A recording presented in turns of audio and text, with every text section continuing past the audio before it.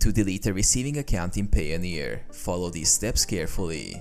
However, note that you can only remove certain receiving accounts under specific conditions, like when no recent transactions are associated or the account isn't tied to ongoing payouts. Log into Payoneer. Visit the Payoneer website and sign into your account with your credentials.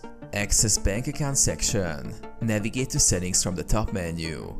Click Bank Accounts under the drop-down to view the linked receiving accounts. Select the account to delete. In the Bank Account section, locate the account you want to remove.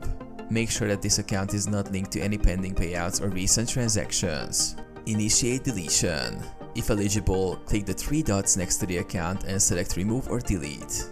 You may be prompted to confirm your identity by entering a verification code sent to your email or phone. Contact support. If the option to delete is unavailable, you will need to contact Payoneer support to request manual removal.